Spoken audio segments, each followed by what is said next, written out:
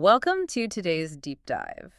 We've all been there, right? Oh, absolutely. You walk into a wedding or maybe a work event, you scan the room and suddenly lock eyes with an ex. Cue that immediate stomach drop. Exactly.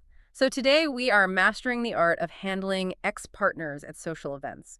We're using a really fantastic piece from the Weddizer website. Yeah, it's a genuinely great resource for this. It really is. If you're looking for relationship guidance, exploring the articles in the relationship and social etiquette section is a brilliant hidden gem. Right. And our mission for this deep dive is to equip you with the practical rules, specifically this concept of polite distance. Right, so you can protect your peace. But my first question is, why is it so incredibly jarring? You can have a totally mutual, peaceful breakup. And a year later, seeing them across a room still makes your heart race. Yes. Why does that happen? It really comes down to biology, specifically how your brain processes perceived threats. Perceived threats, even if things ended well. Exactly. You might rationally know you're fine and that enough time has passed, but your nervous system doesn't consult your rational brain first. Ah, I see. Research in social psychology shows that when you see someone you once shared a deep emotional bond with, your amygdala, your brain's fear center kicks in. So it actually recognizes them as an emotional threat. Right. It instantly triggers a fight or flight response based on old associations.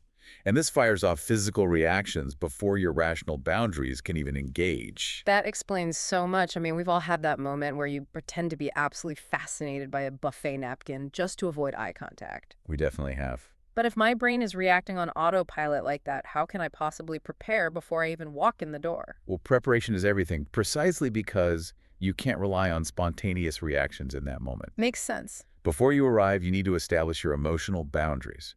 The Weddizer article actually recommends a specific mantra to anchor yourself. Oh, I like mantras. What is it? I can be polite and still protect my peace. I can be polite and still protect my peace. That's really solid. So how does that translate to actual behavior? The framework is called polite distance, right? Right. And the first rule of polite distance is simply acknowledge them and move on. Just a brief, hey, good to see you. Exactly. It communicates maturity. It shows you aren't hiding, but crucially, it doesn't invite a deep conversation. Right. And what about body language? You want to stand in group clusters with an open posture facing others. So no crossing your arms tightly. Right, because abruptly turning your back or crossing your arms might feel like a protective shield, but it actually signals hostility to the room. But is it really that easy to just say hi and move on? What if they are incredibly persistent, like they walk up and immediately say, hey, remember that amazing trip to Bali we took? That is where you have to gracefully redirect. You don't take the bait. You pivot to a completely neutral present-day topic. You might say, oh, speaking of trips, did you see the photos from Sarah's recent vacation? That's clever. It creates space and diffuses the intimacy without being overtly disrespectful. Exactly. And it's vital that you never pull mutual friends into the middle of this dynamic. Keep the focus broad. And what if they're the ones avoiding eye contact? Then you read their cues and match their distance respectfully. So how does this actually look if you're suddenly trapped? Say you're near the bar and end up in an unplanned conversation circle right next to them. The Weddizer article breaks this exact scenario down.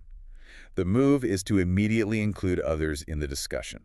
Dilute the tension, basically. Stick strictly to neutral themes, the food or the venue itself, and then execute a graceful exit. Like, I'm going to grab a drink, catch up later. Works perfectly. Drink in hand, crisis averted.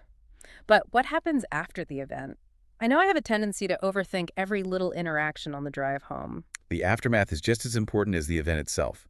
The advice here is to treat your reflection on the night as data, not drama. Wait, data, not drama. That's a great soundbite. But what does that actually mean in practice? Think of it this way. Instead of spiraling into a dramatic narrative like, oh, I made a fool of myself, or they probably think I'm still obsessed, you just look at the facts. Like saying data, I got really anxious when they asked about my career. Exactly. So next time I'll have a quick pivot topic ready. You evaluate the night objectively to figure out what worked and what felt uncomfortable so you can grow. And if you simply aren't ready to see an ex?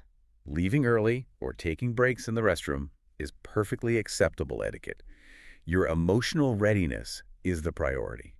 So the ultimate takeaway for you listening is that polite distance isn't about pretending the past didn't happen. It's about using emotional intelligence and self-respect to navigate the present. It's a framework that gives you freedom. Which raises a really fascinating question to leave you with. I'm ready. We've talked about how the nervous system reacts to an ex based on past patterns. But could you use these exact same polite distance rules for other difficult people in your life? Like the light redirection and strategic body language. Yeah. Exactly. To instantly neutralize interactions with, say, a toxic coworker or a highly critical relative at the next holiday dinner. Oh, applying polite distance to the family reunion. That is definitely a powerful tool for you to mull over. Thanks for joining us for this deep dive, and we'll catch you next time.